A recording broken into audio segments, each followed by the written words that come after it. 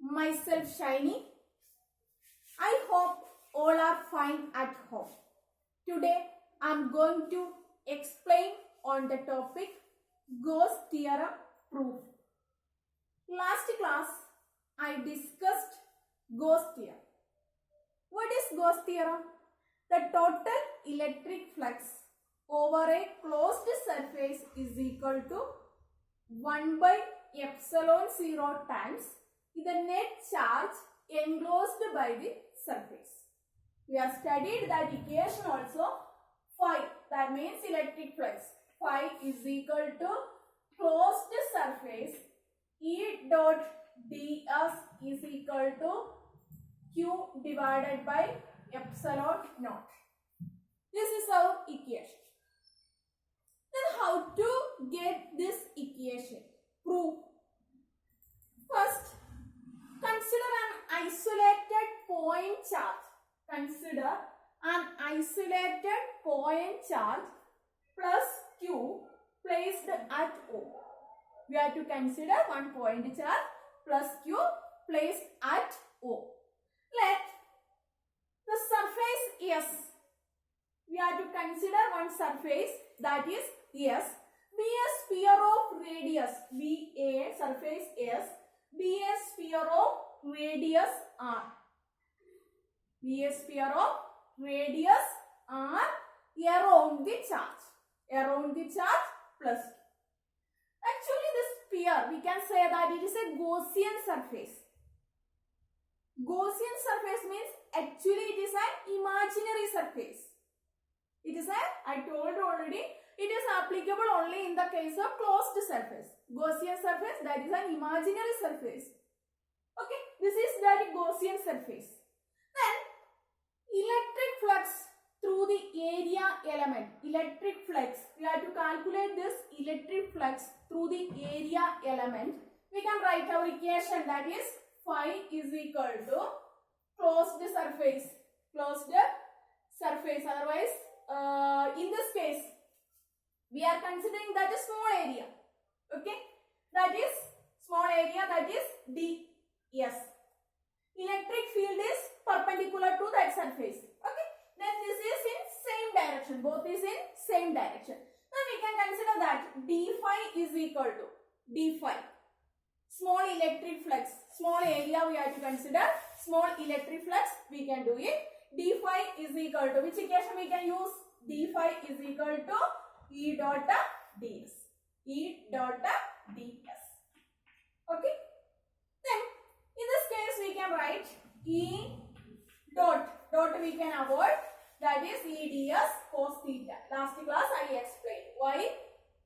Here we are using cos 2. Okay, theta is an angle between E and ds. Here is E and ds is a 0. Then we can substitute this. Cos 0 is equal to 1. Then we can write E ds.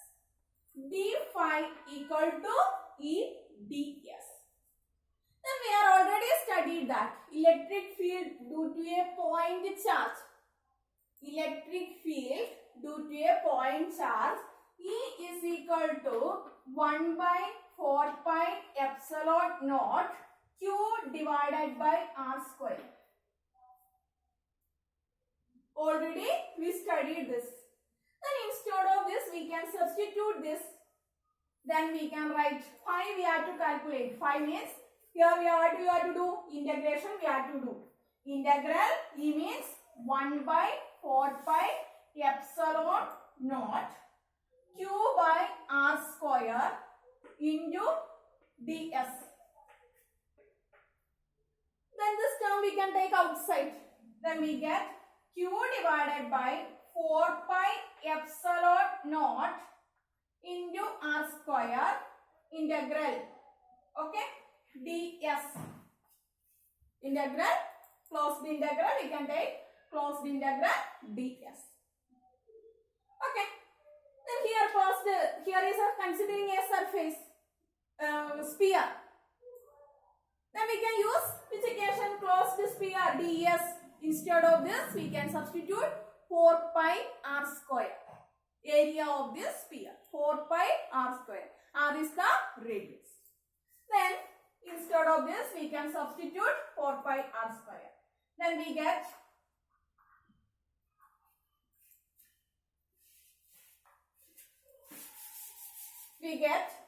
phi equal to q divided by 4 pi epsilon naught into r square. Then closed surface ds, that is 4 pi r square. Then 4 pi is cancelled, r square is cancelled. Then we can write phi equal to q by epsilon naught. Phi equal to q by epsilon naught. This is our phi equal to closed surface E dot ds is equal to q by epsilon naught. Then our final answer we got phi equal to q by epsilon naught. The next application of Gauss law. Electric field intensity due to uniformly charged infinite plane sheet. 3 applications are given in your textbook. First application is uniformly charged infinite plane sheet. This is the diagram already drawn. Then here consider a thin infinite plane sheet. Consider thin infinite plane sheet having uniform surface charge density. Having uniform surface charge density sigma. Surface charge density we are already studied that. Surface charge density, charge per unit surface. Charge per unit area. Okay. Then sigma is equal to charge per unit surface q by s.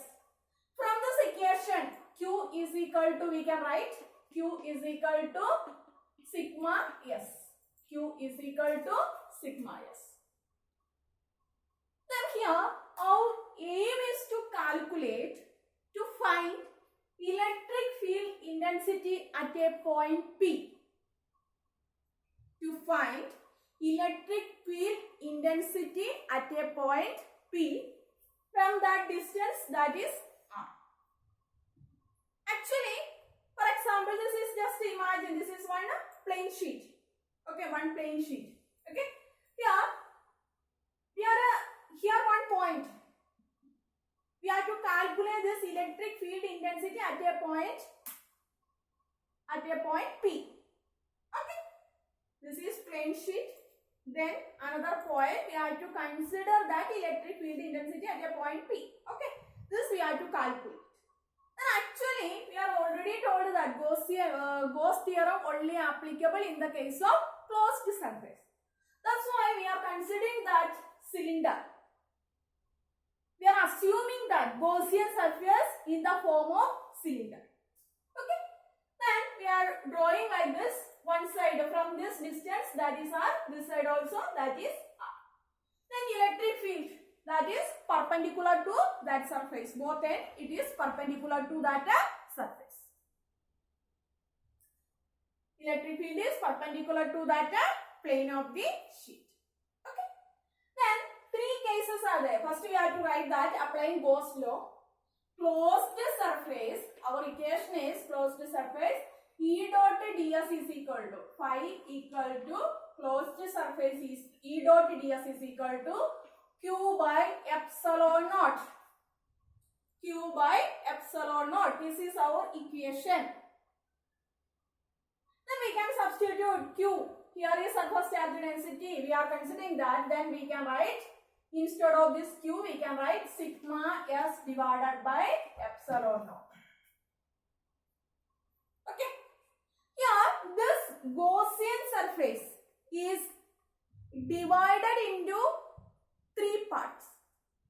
Gaussian surface is divided into 3 parts. That's why I have given first this both ends, first, second. This is center side, that is third.